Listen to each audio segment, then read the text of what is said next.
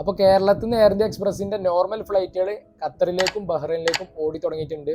ഇന്ന് മെയ് 1-ാം തീയതി മുമ്പ് ഷെഡ്യൂൾ ചെയ്തിട്ടുള്ള പോലെ തന്നെ ഖത്തറിലേക്ക് കാലിക്കറ്റ് നിന്ന് എയർ ഇന്ത്യ എക്സ്പ്രസിന്റെ IX 375 പറഞ്ഞ ഫ്ലൈറ്റ് ഇന്ന് മെയ് 1-ന് പോയിട്ടുണ്ട്. ഈ ഫ്ലൈറ്റിന് ഷെഡ്യൂൾ ചെയ്തിട്ടുള്ളത് നാളെ തൊട്ട്, അതായത് മെയ് 2, 3, 4 തീയതികളൊക്കെ ഷെഡ്യൂൾ ചെയ്തിട്ടുണ്ട്. ഇനി ദോഹയിൽ നിന്ന് കാലിക്കറ്റിലേക്ക് നോക്കുകയാണെന്നുണ്ടെങ്കിൽ IX 376 പറഞ്ഞ ഫ്ലൈറ്റ് ഇന്ന് മെയ് 1-ന് പോയിട്ടുണ്ട്. ഈ ഫ്ലൈറ്റിന് ഷെഡ്യൂൾ ചെയ്തിട്ടുള്ളത് നാളെ മെയ് 2, 3, 4, 5 തീയതികളൊക്കെ ആയിട്ട് ഷെഡ്യൂൾ ചെയ്തിട്ടുണ്ട്. ഇനി ദോഹയ്ക്ക് കേരളത്തിൽ നിന്നുള്ള മറ്റേ എയർപോർട്ട് നോക്കുകയാണെന്നുണ്ടെങ്കിൽ എയർ ഇന്ത്യ എക്സ്പ്രസിന്റെ കൊച്ചിന് ദോഹയ്ക്ക് IX 477 പറഞ്ഞ നമ്പറുള്ള ഫ്ലൈറ്റ് ആണ് മെയ് 5 തൊട്ട് ഷെഡ്യൂൾ ചെയ്തിട്ടുള്ളത്. ഇനി തിരിച്ച് ദോഹയിൽ നിന്ന് കൊച്ചിക്കുള്ള എയർ ഇന്ത്യ എക്സ്പ്രസിന്റെ ഫ്ലൈറ്റ് നോക്കുകയാണെന്നുണ്ടെങ്കിൽ IX 478 പറഞ്ഞ നോർമൽ ഫ്ലൈറ്റ് മെയ് 5 തൊട്ടിട്ട് ഷെഡ്യൂൾ ചെയ്തായിട്ടും കാണുന്നുണ്ട്.